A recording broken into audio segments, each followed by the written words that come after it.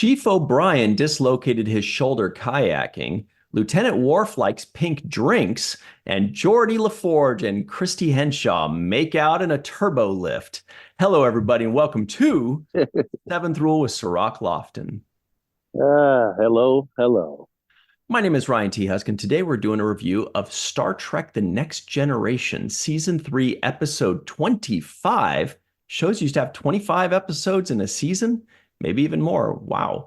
Episode is called Transfigurations, written by our good pal, Renee Echevarria, directed by Tom Benko.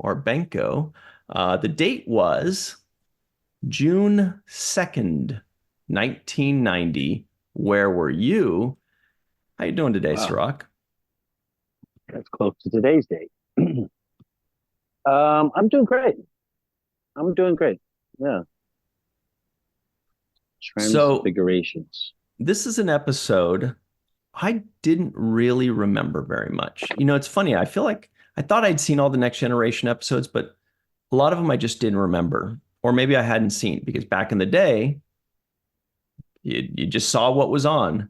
And there were some Yeah. episodes that you would see 5 times and other episodes that you saw 0 times. I'll tell you, one of the episodes I saw 5 times was another Geordie episode. So at the beginning of this episode, I was like, wait a minute, is this that one Geordie episode? But it's not. No spoilers. I guess it's later on somewhere. It's not a great one. But anyway, what did you think? You've obviously never seen this episode before, but what was your overall feeling with it? I'll say in the beginning I was thinking, is this another Geordie is weird with the girls episode? You know what I mean? Is this like another one of those? And it started off like that. Like it started off like him talking to Worf, which is a great scene, by the way. Just Worf and So LaForge good. shooting his shit. I love that. So that was a great open. But then I'm thinking, boy, this guy's reputation for not getting girls is getting like legendary It's on getting this. out of On this, hand, man.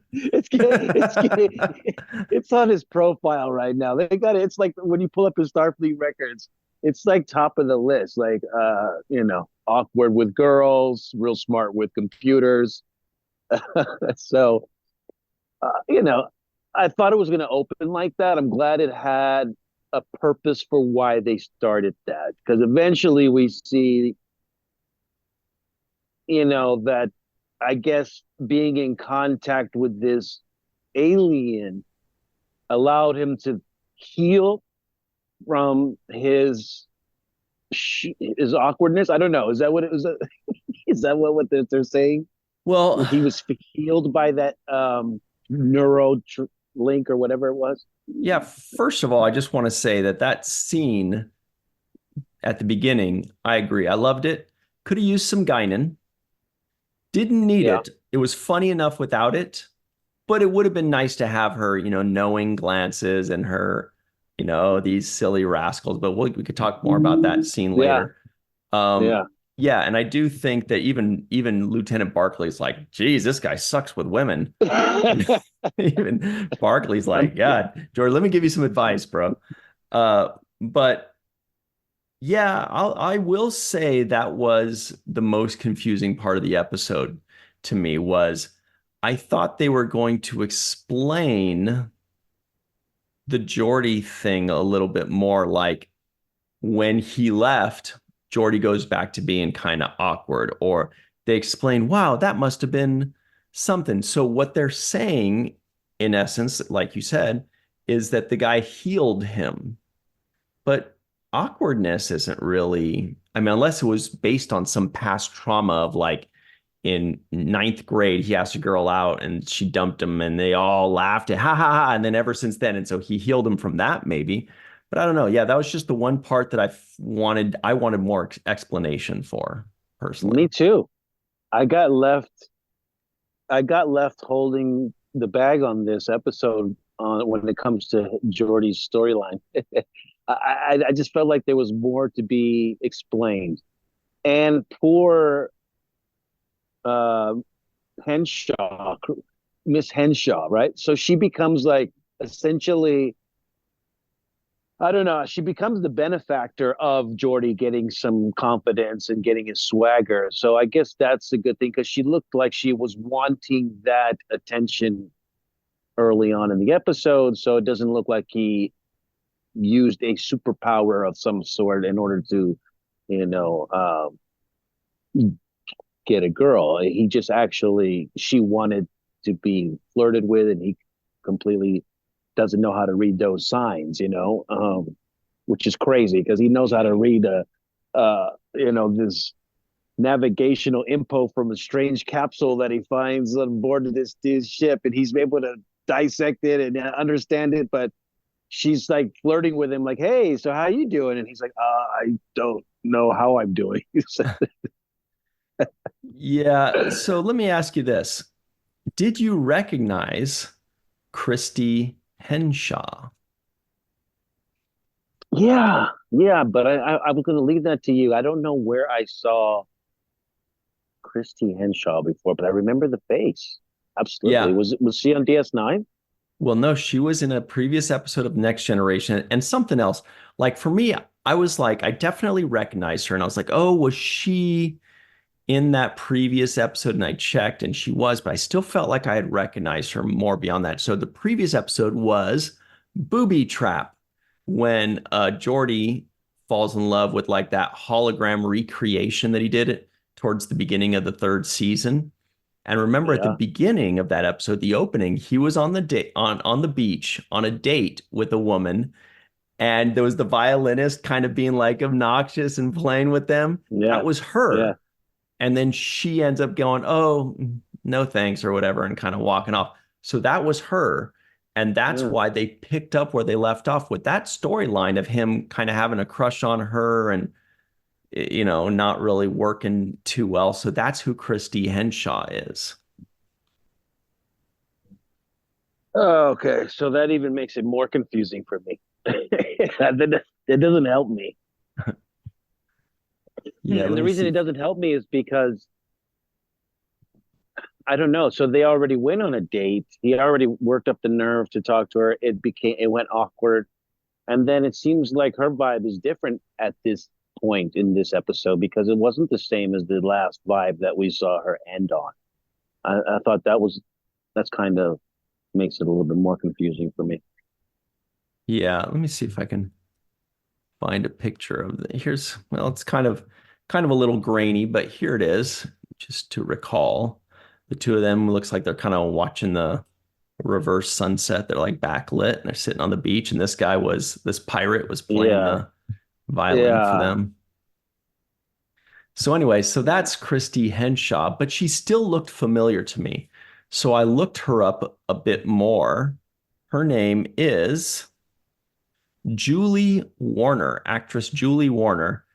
And then it hit me. I saw immediately what she is known for, or to me, Tommy Boy with Chris Farley, the very first Chris Farley movie with David Spade and a bunch of others. I must have seen that movie 20 times. Hilarious, yeah. very, very quotable movie. She is the main love interest in Tommy Boy. So Okay. that's what I recognized her from. See, check this out. Here's a shot from that. There she is. Good old Chris Farley. Yeah. I knew she had a familiar face. I don't think I would have remembered her from the Booby Trap episode, but probably Mm. more likely from Tommy Boy, which I too owned a DVD copy of, Oh, along with nice. other Chris Farley movies. Was it Beverly Hills Ninja? Yeah. Yes.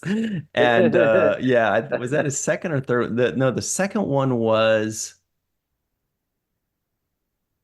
damn, I can't remember. But anyway, he had Tommy Yeah. Boy, then a second one, then Beverly Hills Ninja, I think was the third, but they were all good ones. They were all good. They were all good. Chris Farley was funny. I loved him from Saturday Night Live when he did that skit where he played a talk show host, and he would always say, "You remember You, when? you, You you, remember when you?" hey, you remember that time that you and Ali Sheedy were talking in the Yeah, thing, and guys like, yeah, I yeah, remember that. He goes, that was that was cool. awesome. That was awesome, man. He'd be like, so stupid. Yeah, no, Chris Farley is He was such maybe a my good favorite SNL guy ever. one of them. He's up on that list. He's on the Goat Mountain of SNL. But yeah, and his movies were funny to me. That was during that whole Adam Sandler time too. Adam Yep. Sandler was killing it during that time as well. Billy Madison, Happy Gilmore. Yeah, those were all Yes, happening. Yeah, good stuff. yeah, they were all happening at the same time. But yeah, back to this episode. It's so bad that even Riker says, "Hey, I don't remember you being hot with the ladies before." Something like, what does he call? He calls out Geordi in the turbo left, like, "I don't remember Miss Henshaw ever liking you," or something. Something that's like kind of like, Yeah, poor like his Geordi. reputation is spread across. Even the captain's like, "Geordi, what are you doing? I don't expect you to." It's like, whoa, this is It's made it funny to the because highest echelon. I didn't remember. And by the way, that second Chris Farley movie was Black Sheep. So Oh yeah, it oh was yeah, Tommy Boy, then Black Sheep, and then Beverly Hills Ninja. yeah. But I didn't remember Geordi being so bad with the ladies. Like I remember the fans talking about how bad he was with the ladies based on the episodes. But I had forgotten that the in the episodes themselves, even the crew's like, oh boy, Geordi doesn't know what the heck. He doesn't know whether to shit or go sailing with women. He doesn't know anything. Didn't we just see Wesley saying Oh, something to him in like an episode or two ago? Wesley even called him out in that moment where it's like, well, at least I get a date with. I don't have to date a holosuite program or something like yeah. that. And he's like, at least my idea of a Friday night isn't sitting with a good book or When Oh Wesley, man. that was before he even got his uniform. Still, you know, Yeah, it's pretty bad. So oh I man, didn't remember this. I didn't remember him getting healed. I didn't remember, this guy's outfit here. yeah, this guy's outfit is a whole segment by itself. We might have to pick that up on second half. Where I don't know. It was too much for me. Too much what? Too much fabric? uh, yeah, it was too tight and too revealing. It was almost like a see through. Almost it wasn't the kind of thing that you want to be wearing as an adult male. It was You too know, revealing. what's funny about that is that just a week ago, I saw a meme and I should have saved it because I didn't realize it was just for this next week's episode. But I saw a meme in a Star Trek group where it says like, basically the way Star Trek is they heal up a guy and the guy's like, "Hey, do you have any spare clothes I can wear?" And then Star Trek, gives him this. Like which is Yeah, it's such a Star Trek thing to do where it's like, why don't they just give him like jeans and a t-shirt, let him be, they're like, yeah. here we nursed you back to health and saved you. Oh, you need clothing. Yeah, we got just the thing for you, pal. Here, why don't you put in? And he's like, why can't I wear what, everybody else, everybody, no, why do I got to wear this crap? Anyway. uh, well, I have a theory about that. I actually thought this one out. This is what I spent my time thinking about in this episode, ironically. But I thought Dr. Crusher, which is a great name for her in this episode because she has a Yeah. super crush. She is a Dr. Crusher in this particular moment.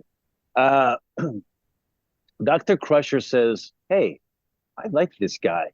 There's something about him that fascinates me and I'm attracted to it, whatever it Mhm. is." And then she picks out that outfit. She wants to see what's going on. And she's like, "I think Wesley has an old outfit somewhere." Yes. From when he was 13 that he could squeeze Yes. into. Yes. Yes. Oh, it's That's too what I'm tight. Let's seeing. peel it off. That's what I'm seeing. That's totally a Wesley Yeah. style. That's what's one of his styles. And she pulled it out and said, "You know what? I remember Wesley when this got too small for him. Maybe it's too small for this It John Doe over here." it kind of looks like a Bashir racquetball outfit too. But Yeah, yeah. here's something. So this episode had a lot of great things to it. And it felt like this episode may have had some kind of edits or cuts or something, because the Crusher crush on John Doe never went anywhere. And I expected it to. And then Geordi's, situation with women didn't quite go anywhere. It's like it had all these great elements and like a B story and a C story, and they never quite fully. I mean, obviously it all worked because we understand what happened at the end, but I was curious. I wanted to know more, like, oh, is Beverly Crusher going to pursue this? Is this going to Yeah. resolve in some way? Is Geordi going to go back to how he was?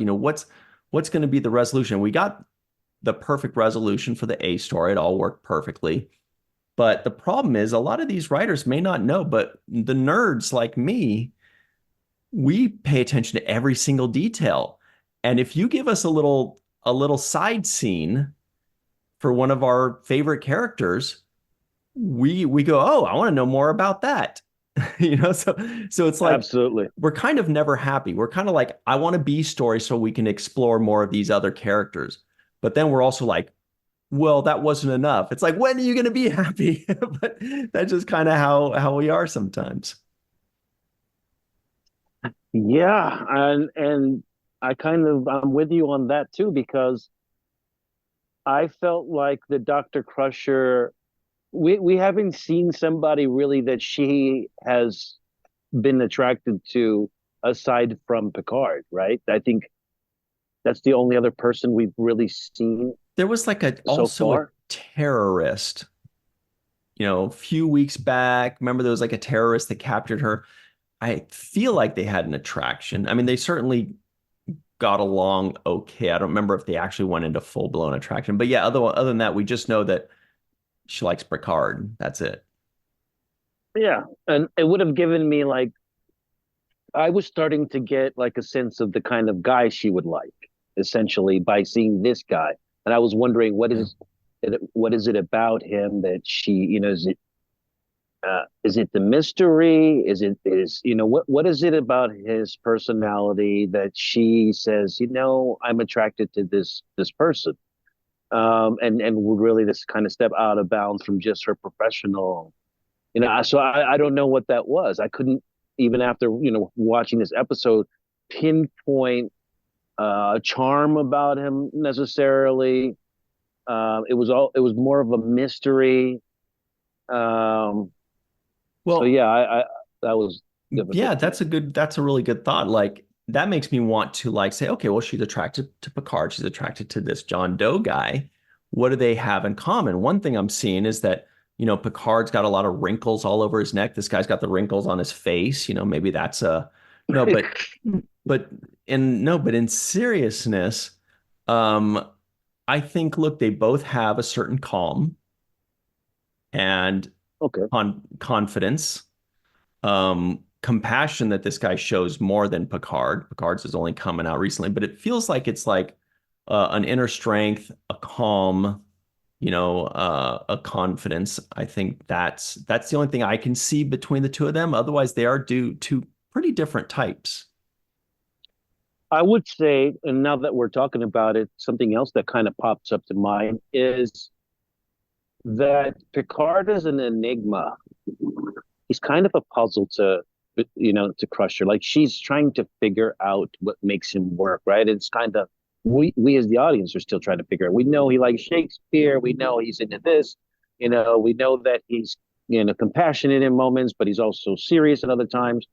But we're still trying Mhm. to find out what makes him tick. Like what is his thing, and um it's still not evident, right? He's still a puzzle. He's still an enigma. He's still like there still feels to be there's more layers to pull back of Picard. Like he's a really a deep kind of character, and I think that is also something I do get from this John Doe character. There was this like there was more to pull back. There's more to reveal. There's something underneath this. There's something bigger. There's like this. I can keep digging and finding something. And at the end of the episode, we see that he is this kind of transformed character in this way. So I think maybe the enigma part is what she likes. It's a puzzle.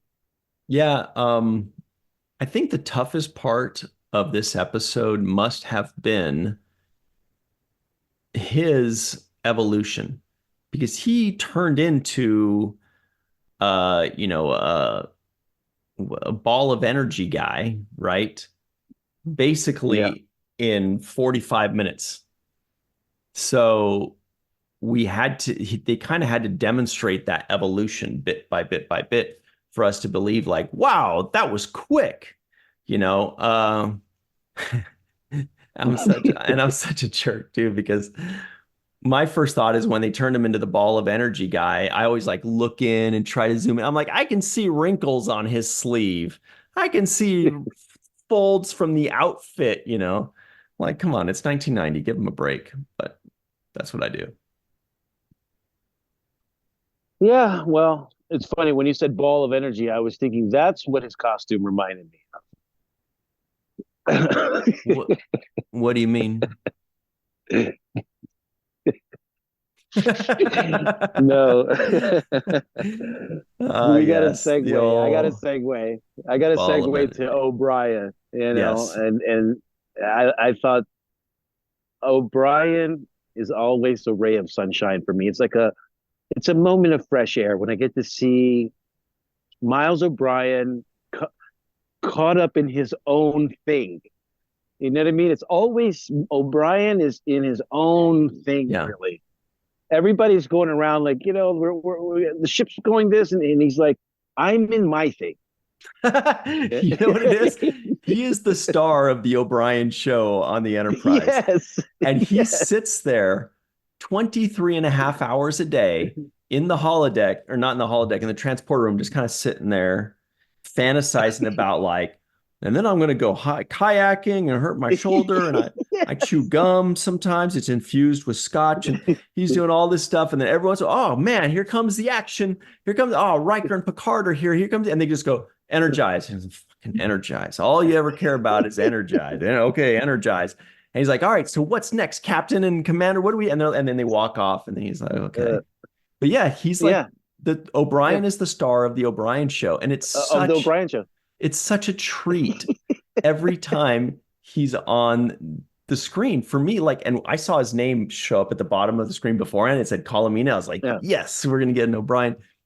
I'm just so grateful that they kept figuring out ways to include Colomini in this show. And then obviously it turned into what he got on Deep Space Nine because he was so charming and likable. They just kept bringing him back.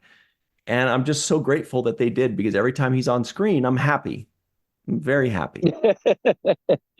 I'm happy too when I see him. I'm like, oh, the O'Brien show is back. And the thing is, I guess he lives in these hollow suites because Deep Space Nine really explored that as well, right? And now we see this guy really lives inside these hollow suites. You know, he's there all the The time. transporter room? No, the hollow suites because he was kayaking, right? Oh, right. That's right. And then Yeah. he and Bashir were always Yes. playing. You're right. Yeah. So like he really is kind of like, like trying to find adventure in his life. You nailed it when you talked about his transporter room kind of boringness, right? Because he's always doing some boring stuff essentially. And so you see that he seeks adventure a lot in the hollow suites. He's always doing something in there. Mm-hmm. You know, we got to jump to our break right now, but there was also a major cameo from one of our favorite guests on the Seventh Rule. Uh, who was that? Well, Yeah. we'll tell you in a moment on the other side. We'll be right back on the Seventh Rule. Hey, everybody, welcome back to the Seventh Rule with Cirroc, the Game Changer Lofton. Yeah, hello. Here are the trivioids of the episode, everybody. Check them out. Go a little something like this. Lieutenant Worf gives Geordi dating tips. I'm going to get stopped right there. It is the scent that first speaks of love. Gross. Dr. Crusher connects Geordi's nervous system to some rando.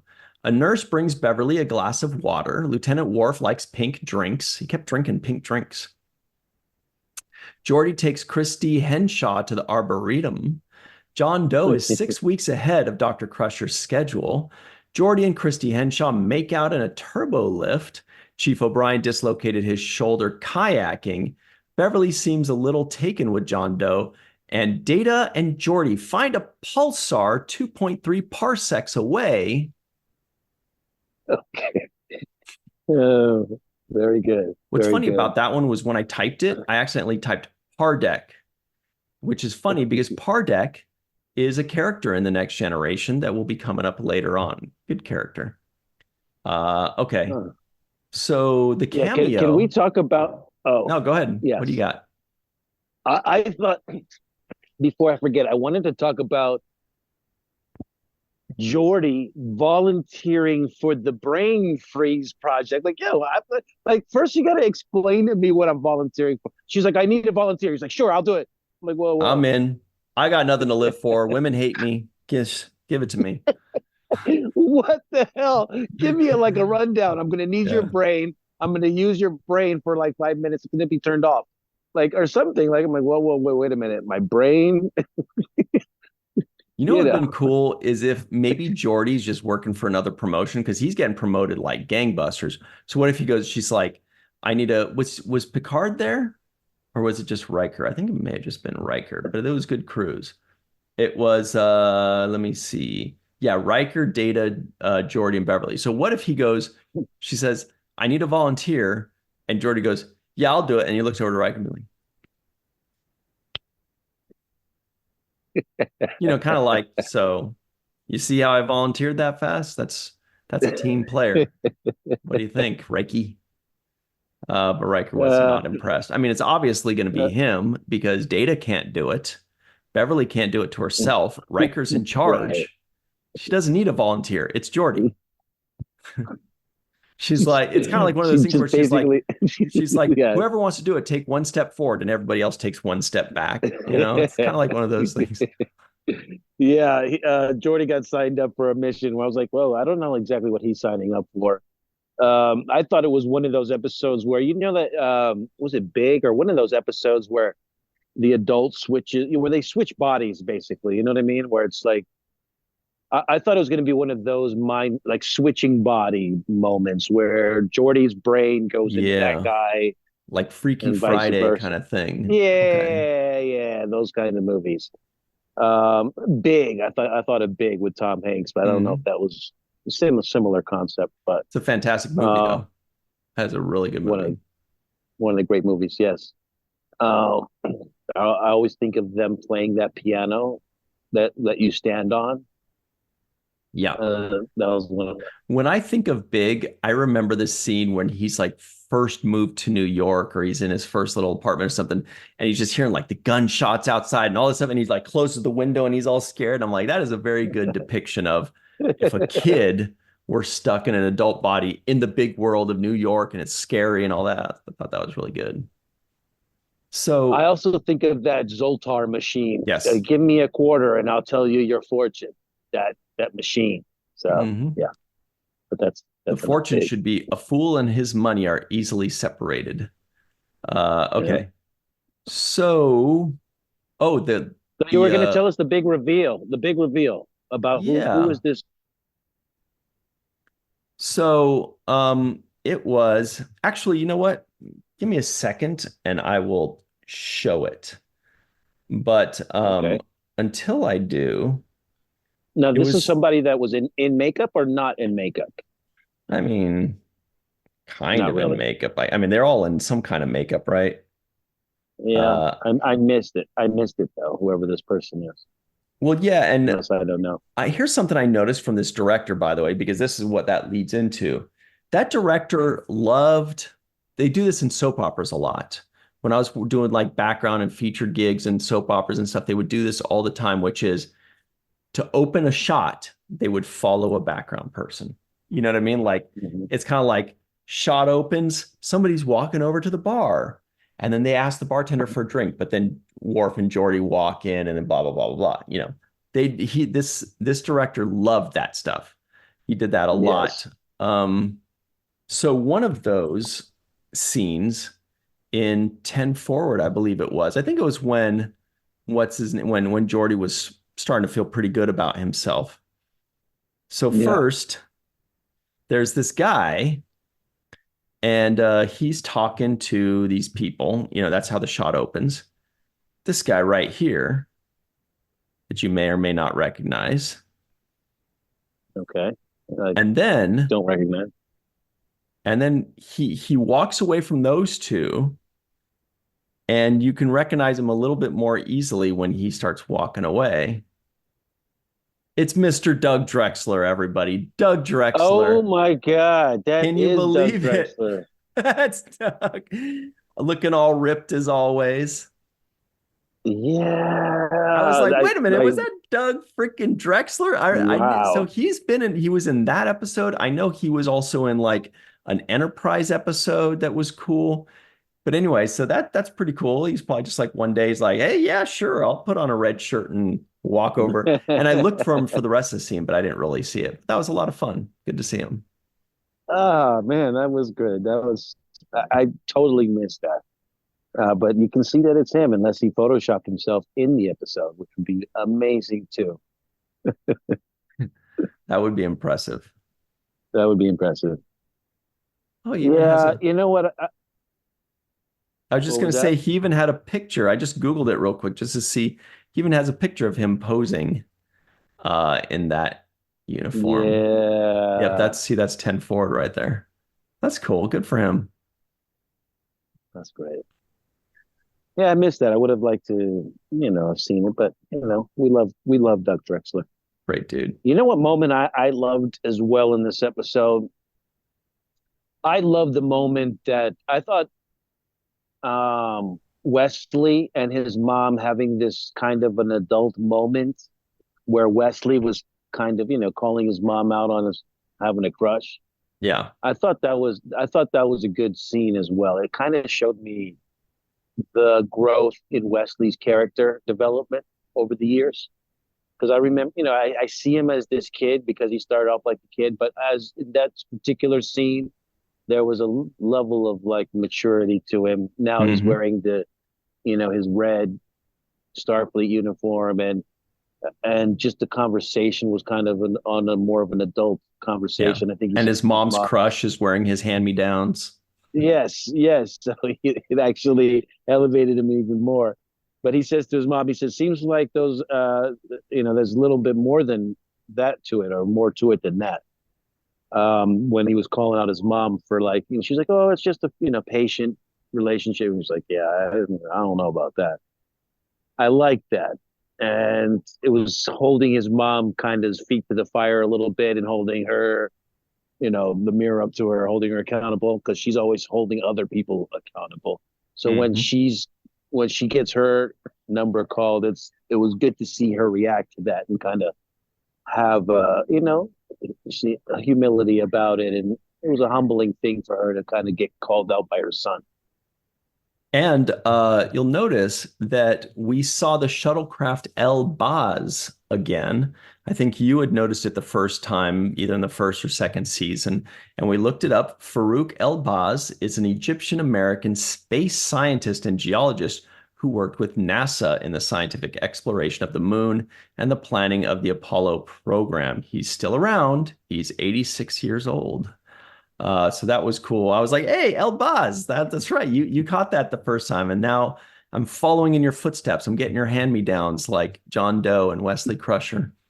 So that was a lot of fun, and it always makes us think of our good friend Dr. Mohamed Noor. If there's an Egyptian American scientist, so big shout out to him. We Yes. could have used him in this episode a little bit at the beginning when they were talking about all this like biological stuff and medical stuff. I was like, uh-oh, do we need Anne Marie or Muhammad here? Because is it going to be one of those episodes?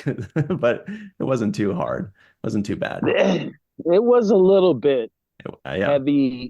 heavy on the techno babble stuff. This episode, I wrote it down like a couple of times, like techno babble, because I wasn't about to write all these lines down because it's bad enough to hear techno babble, but for me to pause it and write it is almost it's even more difficult. That's why I give you props every time you use one. You know what I I didn't mean? write any of this stuff either because luckily it was not necessary for the plot. you need that stuff in there. Yes. But the Yes. viewer doesn't need to understand everywhere. It's just sometimes you need to follow it because it's that kind of episode. And other times you just go, okay, they're explaining medical stuff because they have to, not because it's like necessarily part of it. Also, there was a really good stunt by Worf. Well, Worf stunt double, presumably.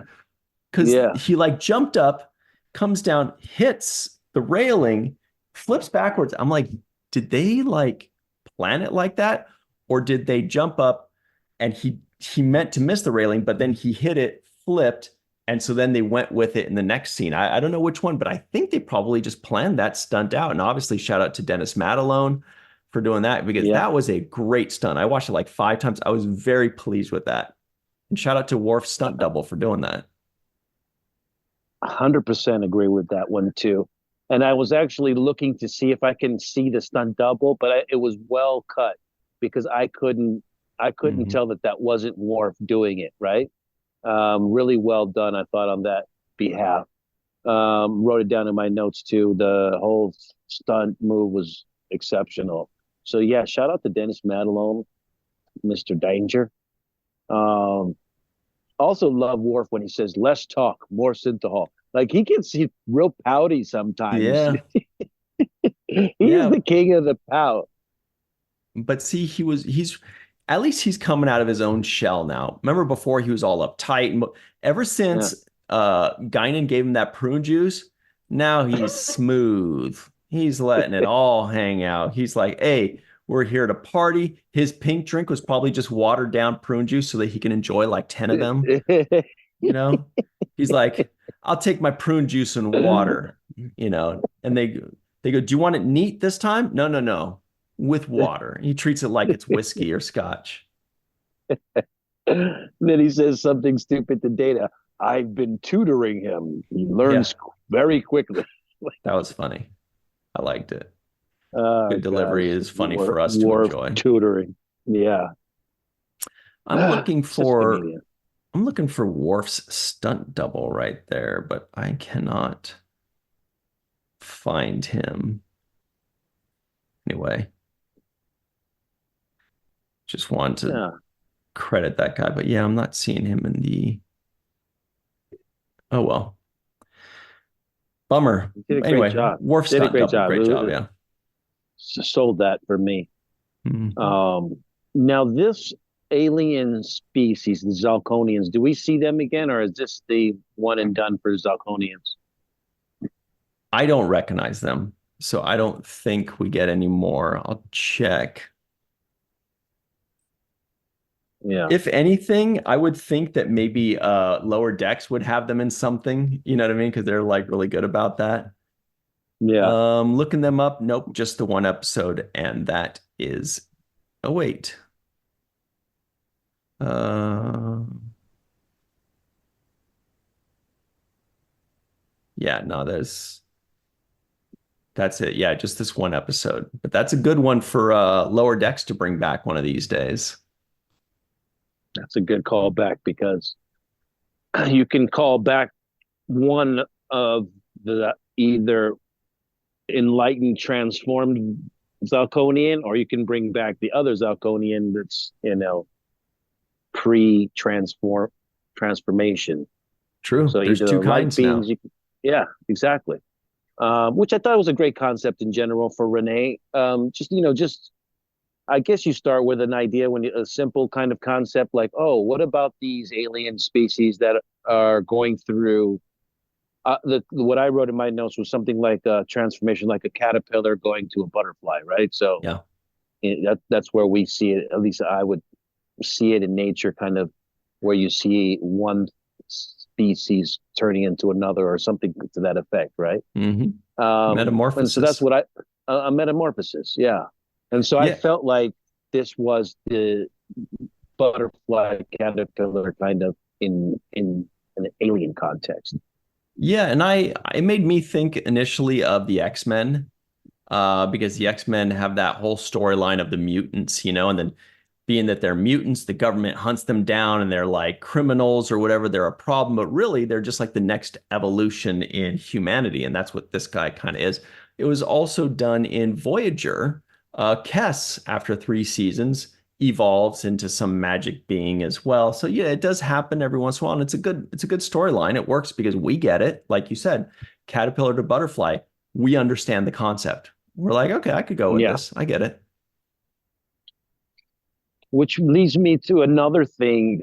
Just when I think about stuff, I would also wonder about exploring the idea of devolving, and if that's going to be touched on in later episodes in Next Generation. Yes, But in one of my favorite Next Generation episodes ever, Genesis.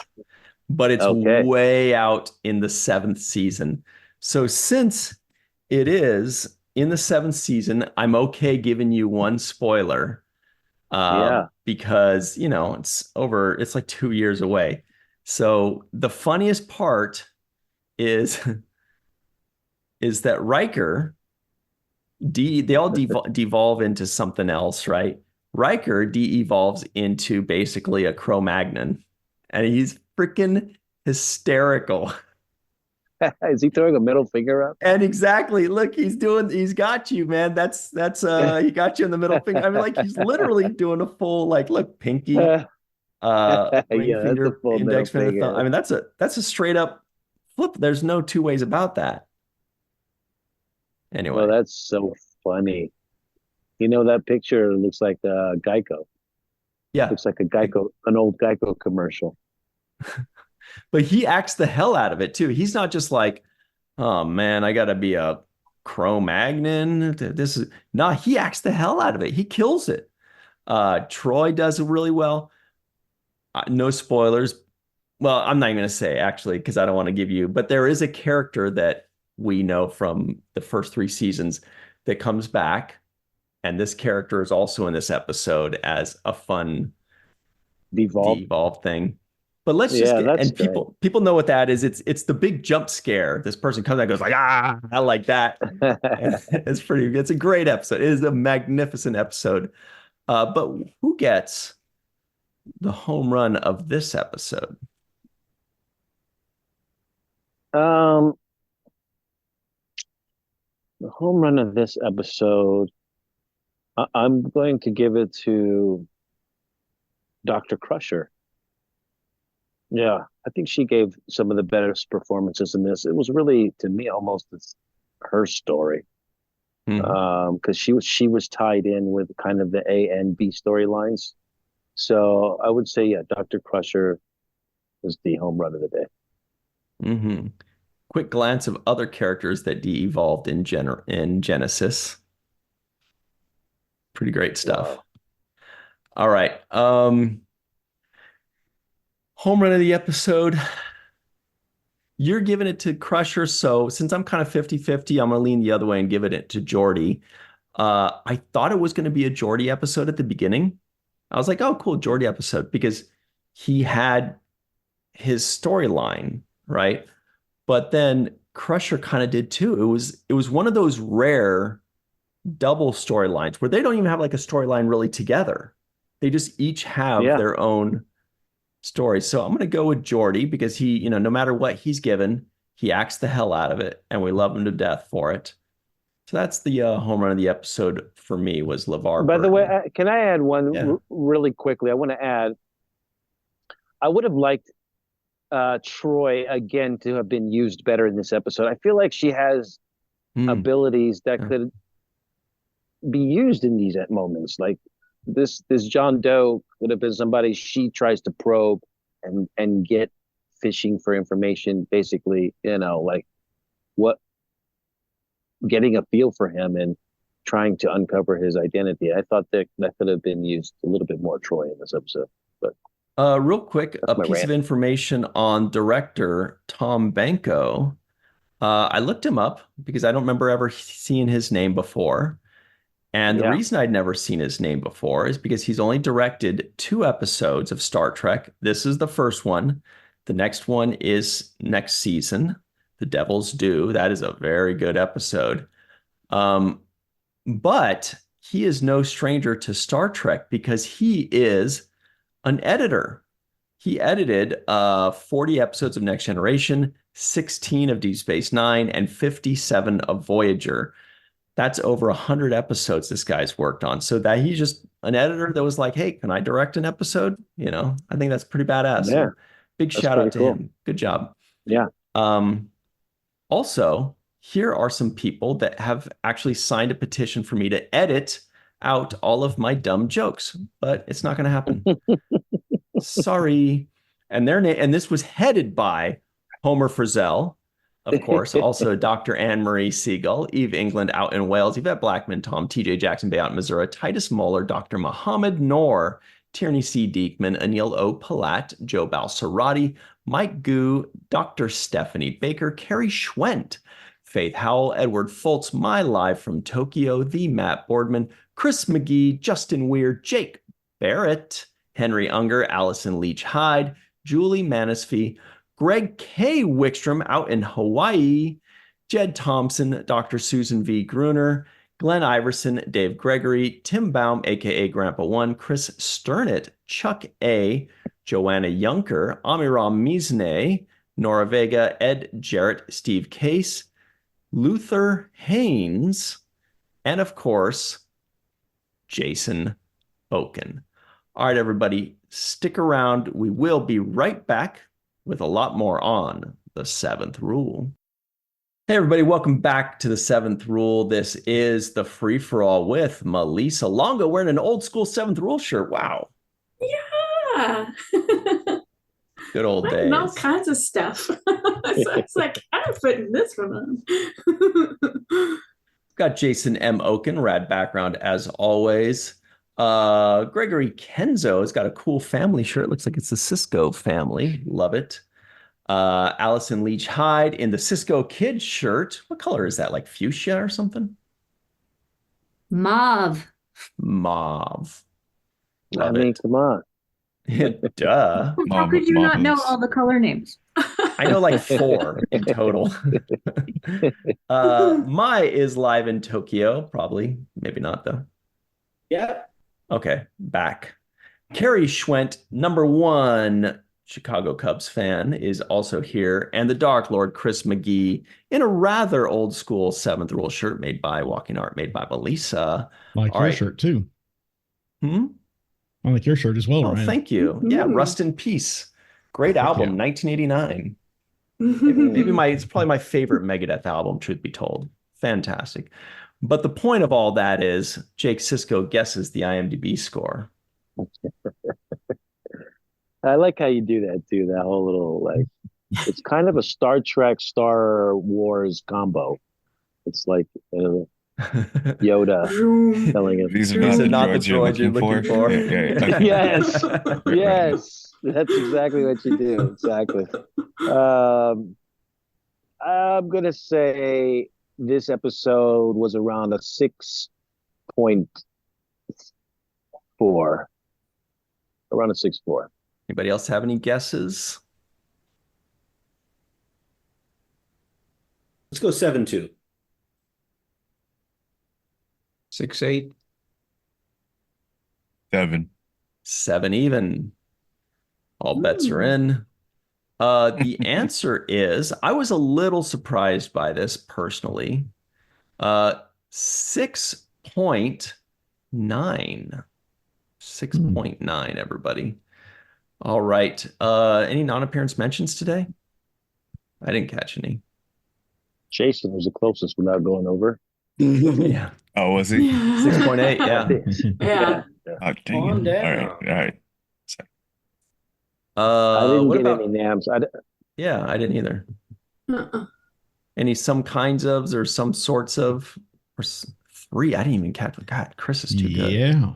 What are they? We heard Riker, when he's describing the crash site to Picard, he says, from the size and shape of the wreckage, it appeared to be some kind of escape pod. Oh. Later, John Doe, when he's catching up with Picard in sickbay, says, Dr. Crusher told me you think I was in some kind of battle. And later on still, John Doe is speaking with Dr. Crusher in 10 Forward, says, but I am on some kind of journey. Huh. Speaking Very of nice. crusher, Jesus Christ, Wow. you crushed that. Yeah, that was awesome. Yeah. With his radio voice. That was so good. This is like the most some kind of then, actually. This has to be I up think there it with... might be. This got to be some Yeah, kind of record. Yeah, thank you, Mai. Very good. Thank you, Mike. At the same time. Same time. All right. Bravo. Oh, that's great. Anyway, way too much fun, you guys. Melissa Longo, will you please get us on the right track and tell us what you thought of this episode? Yeah. I actually like this episode for the most part, for a couple of reasons. One, I love Worf. I love Worf so much, especially when he says to Geordi, I have much to teach you about women. I cracked up so much, and it was the beginning of the episode. I have much to teach you about women. And then when Geordi gets up to talk to Christy after he gets his confidence, and Worf says, I have been tutoring him. He learns very quickly. Oh my gosh, Worf should always be around. So I liked that. We finally get to see O'Brien and his first kayaking injury. Mhm. Well, maybe not his first, but the first we see of his kayaking injury. I also think that Geordi is a much braver man than I, agreeing so quickly to be hooked up to a almost dead stranger alien species that even Beverly Crusher isn't quite. I was like, wow, you are very brave, Geordi. Very brave. But I do like the mystery that explores John Doe's species and the mystery revolving around him. And I do like seeing when species evolve or have some kind of evolution. So I like that too. There, of course, there's things that I'll leave unsaid for the next segment, but overall, I liked it. Well, you didn't tell us about your background. Are you leaving us hanging for the next one, for the next segment? Oh yeah, no, this is just a rehearsal for this episode with Julie Warner, who I love, by the way. I loved her. I first saw her in Doc Hollywood, and I love that movie. It's not a great movie, but I love that movie. It's a fun romantic comedy. Yeah, so that's with the director and you know what jumps out to me about your backdrop, Melissa, is that Geordi is wearing his visor with his regular street clothes, like with I know. a collar. Does he? Big white? What is going on? That's what I thought. Does he not take the visor off? I mean, Well, it might Method be actor. But it could be a dress rehearsal. When Aaron was doing Star Trek Online, he had to put in his teeth so that he could get the feeling of Nog. So maybe this helps, LeVar get the feeling of Geordi. So maybe he didn't do his makeup that day. I mean, I've had where I got in sunglasses too. So. Yeah, Maybe he was hungover, and that's maybe he's hungover. He could be a method actor too. Yeah. Yeah, I feel like there's a story. There's a story there that we don't know yet. Jason Okun will probably tell it to us, though. Thanks, Melissa Longo. What do you got for us, Jason M. Okun? What do you think? No story. It actually looks like LeVar's wearing this black undershirt that they wore under the uniform. So it almost looks like some sort of a robe or whatever else he's wearing. But for this episode, if I had to describe it in 3 words, it'd be good, not great. And I think it's in some ways it's a perfect example of a meat and potatoes next gen episode. And I think there are 3 different ways of looking at it, and perhaps the ratings for it could reflect that in a way. If you look at it in isolation, in and of itself, it certainly appears much better. You get a wonderful message. It looks pretty decent, and again, it's a nice episode to look at. I mean, it's certainly something that's eminently watchable. if you look at it in the grand scheme of things of Star Trek, I mean, the theme itself is repeated many times, and there's really nothing all that special about it. And even if you look at the alien himself, it's sort of a mishmash between the Organians and John Anderson's character from Survivors. Even visually, looks very, very similar to that. But then again, if you look at it as being number 25 in a 26 episode season, it's pretty decent for something like that. So again, it depends how you look at this. And yeah, in some ways, I think it's held up a lot by the performances of the actors. I think Gates is very good in it. LeVar is very good in it. Obviously, Michael gets his one-liners. He's very good in it. And, it's put together in a fine way. I mean, Tom Benko he was an editor on Star Trek. And Cirroc, I don't know if you crossed paths with him. But I haven't. Not that I remember. He actually is the one, he cut Survivors. So he may have picked up a point or two from there. So again, there's a lot more to be said, but overall, I think it's certainly a nice number 25 in the 26th episode season. More on that in a moment. I want to talk about that in Things Left Unsaid for sure. Thanks very much, Jason M. Okun. Gregory Kenzo is out in Hawaii. Maybe you've heard of it. What do you think of this episode? This episode had a lot of great moments in it. I like the pairing of Geordi, Data, and Worf, the 3 gold suits at 10-4. That was them sitting at a table. I would just like to be a fly on the wall. Data just like chiming in, and it just seems like it would be a great conversation. But what this episode seemed like to me was a character change for Geordi. You know what I mean? Like it feels like the writers wanted him to be better with women. Like, I don't know if that's like their main focus, but like for him in the beginning to get that was the focus in the beginning, right? Like he was bad, and then it changes him mentally like that. I feel like confidence is such a abstract concept that for them to like, oh, boop, like a little surge of light, like automatically doesn't change his personality really, but makes him more confident. I don't know. It just seemed like a 180 on his character being shy around women.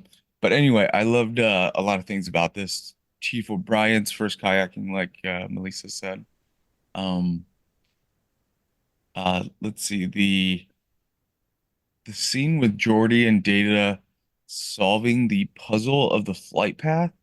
That was actually really interesting to me. We saw the L cars and the graphics, the overlays, and yeah, I love those kinds of puzzles. So yeah. I also think this episode speaks against fascism. Like at the very end, they talk about the light. This guy behind me, being a dissident, right? Someone that's causing dissent in the government. And they're trying to eliminate them because of that. And yeah, I just have to end with like the yellow suit does not really hold up to HD. And yep. But yeah, it was a middling episode. Mm-hmm. But with some great moments.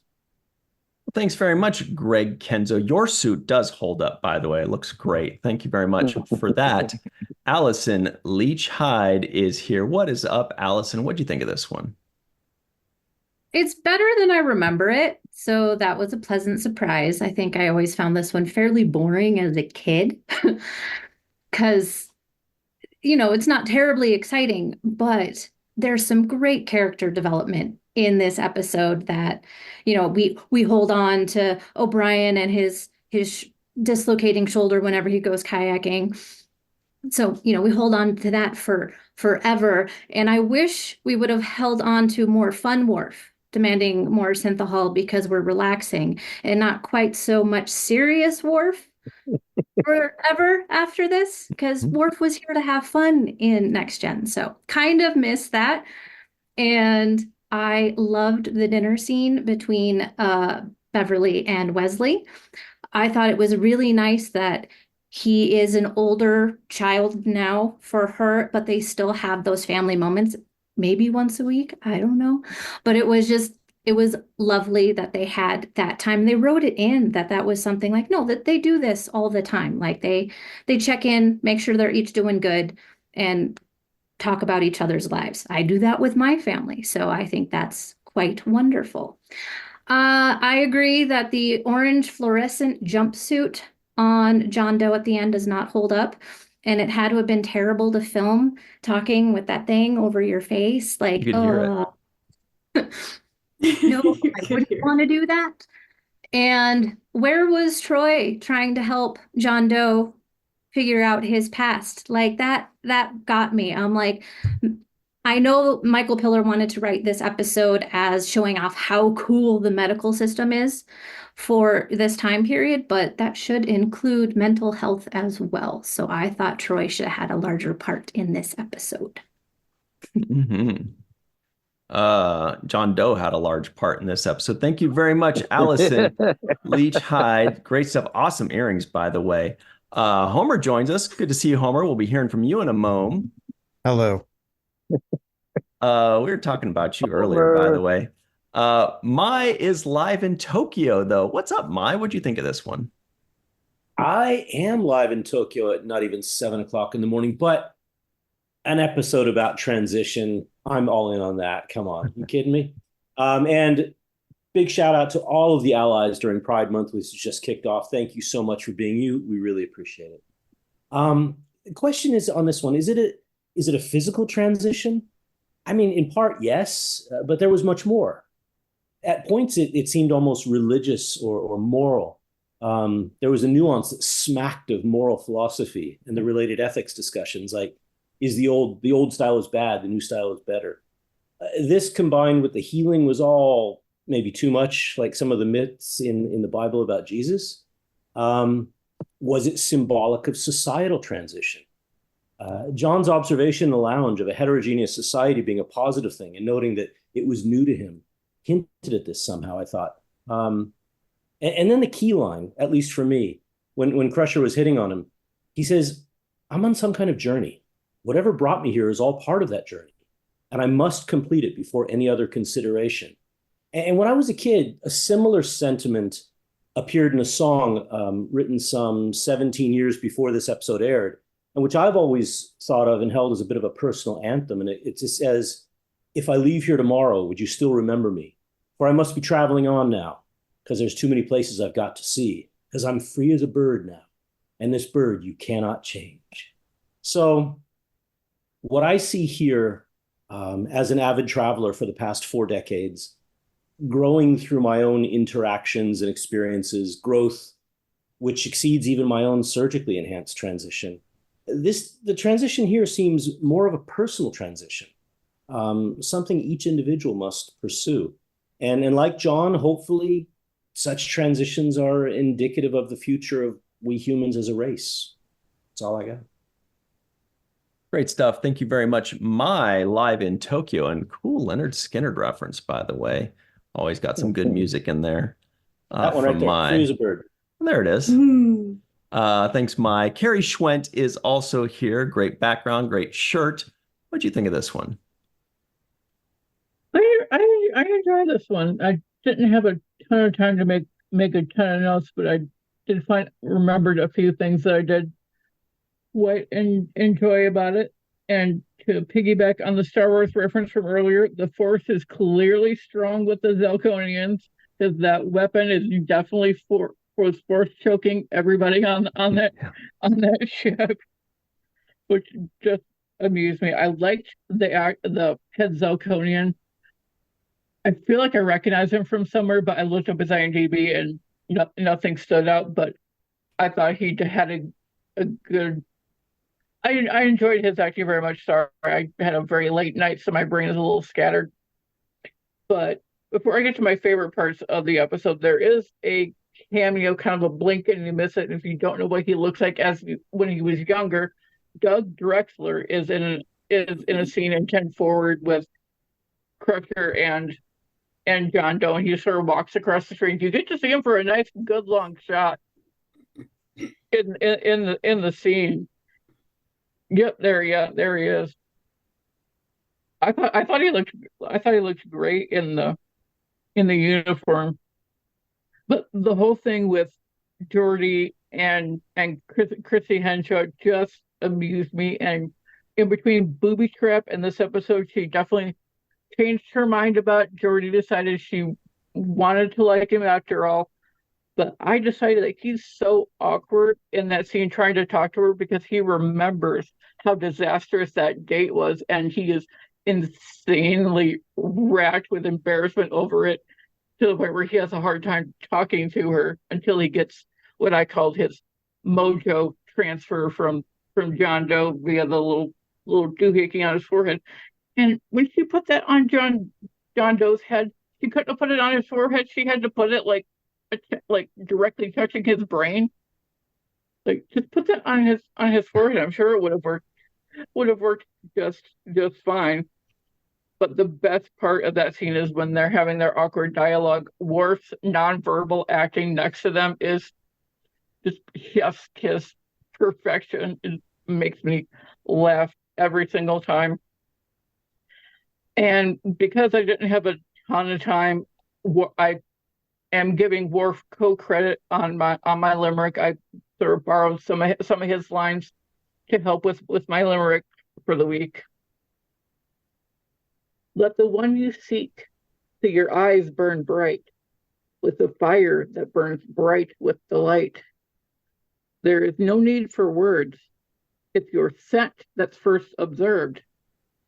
And then the spark of love will soon ignite.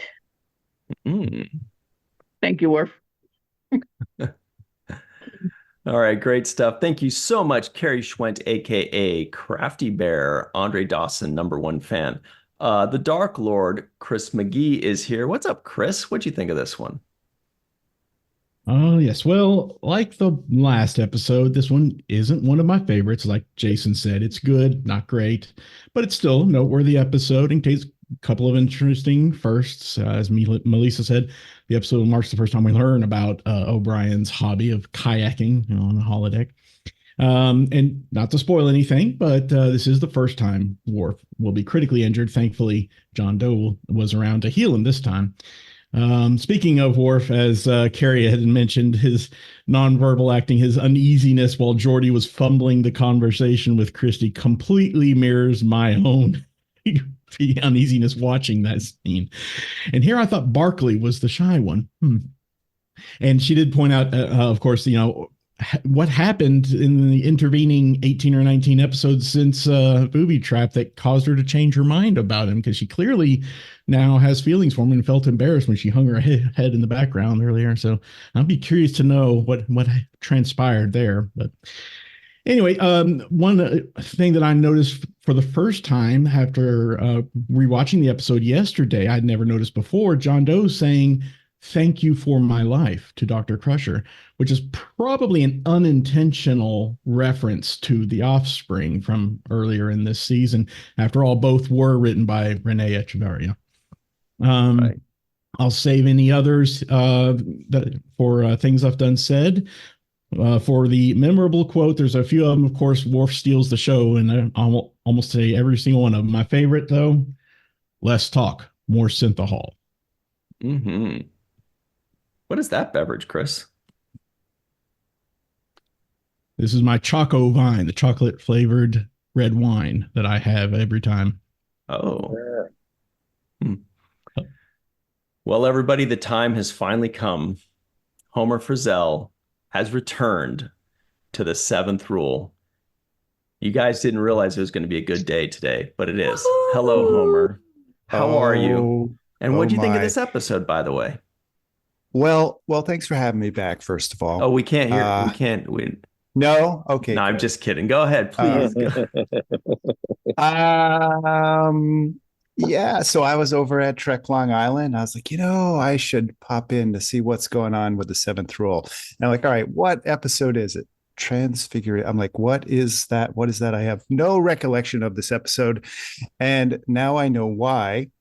I was going to say that Carrie told you about Doug Drexler walking across, and that's my favorite moment. So I have to go with something else. And I'll say that they did some really clever, subtle camera work on Patrick Stewart when he's reacting to John Doe and Beverly, like just this eye work. He's looking from her to him, and it's just his eyes, but he's like, and you could tell he's like, okay, I want this guy off my ship as soon as possible. Yeah, so it's good to be back. Yeah. So welcome back. Thank you. No, it was good. I did not stop the episode. I did watch it straight through. I didn't take any notes clearly. And I don't know if we've got the IMDb rating yet from Cirroc. I have feelings about it. I think it should be lower, but that's it from me. Thank you. Cirroc guessed a 6.4. Greg said 7. Jason said 6.8. They were the closest to the 6.9 actual score. Wow. Someone said 7.2. Who's that? Who did that? Wow. Okay. All right. Transition fan. Mm-hmm. Mm-hmm.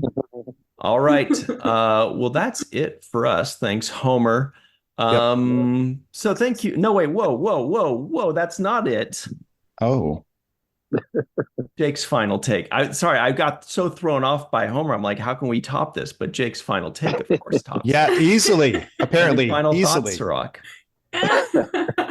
Thanks, Homer. Appreciate you. No, I think a few words popped out in my head when I was watching this episode. Just words that actually have become really heavily part of the lexicon as of late. And one of them was the word Neuralink. When Dr. Crusher was talking about the, linking Geordi with this John Doe character, she mentioned Neuralink, which is something that I think exists now as a company name. So has kind of come into existence. The other word that jumped out to me, because it's something we talk about now, having survived the pandemic, is mRNA, and how that was being, one of the tools for implementing the vaccine. But mRNA also came up in this episode. Not something that you hear a lot of in just conversational. People just don't bring up mRNA. So I thought that was interesting that it was brought up here in 1990. It is being used as part of the technobabble, but we see that it does have some applications in the future. Also, I thought that, and this was, I guess this is a question that I had, because this character, I think Mai brought up that it was kind of like a messianic character. Was like, a healer. They even said that this character is able to bring you back to life from the dead. And I think that's something I would have liked to seen explore a little bit more, because now flash forward, when we talk about the progenitors and their technology, it doesn't allow for bringing you back to life, according to what they're saying now as part of the canon. So this particular alien race has more power, quote unquote, than the progenitors who created all of these universes in life. So it seems a little bit interesting to me that they didn't explore further into this power that this character had. And yeah, I mean, I really will just end it there, because there was a lot of other ways that I thought that using this character as a messianic character could have furthered the storyline and made it more interesting to me. For example, if the Zalconians were persecuting this character almost like a Jesus type of character. And that context was explained or portrayed in this science fiction kind of realm. And I could have, dealt with that in its own context. But I felt like that's what they wanted to do, but they didn't really fully commit to that. And so, yeah, I wanted to see more about that. And then also, lastly, once again, I'm going to reiterate, was Geordi's awkwardness with girls or with women something that was something that healed by this alien? And is it something that you can consider as a healable type of attribute?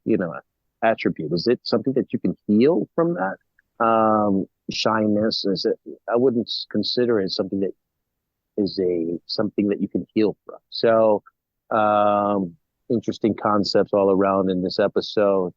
I think they could have went further in different directions. And I also want to lastly agree with Allyson about, I would have liked to see Counselor Troy use her abilities a little bit more to backfill this kind of, memory loss, and use that to find, to probe and see what could be discovered with her psychic ability. So that's my last take on it without the bad stuff.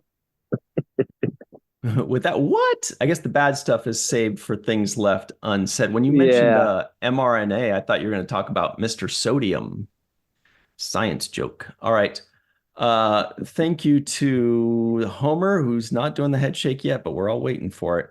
Thank you to Homer, Chris, Carrie, Mai, Allyson, Greg, Jason, Melissa, for myself, Cirroc, Aaron Eisenberg, Melissa Longo. Thank you all very much for hanging out with us. We really appreciate it, and we hope to see you next time. Till then, always remember the 7th rule.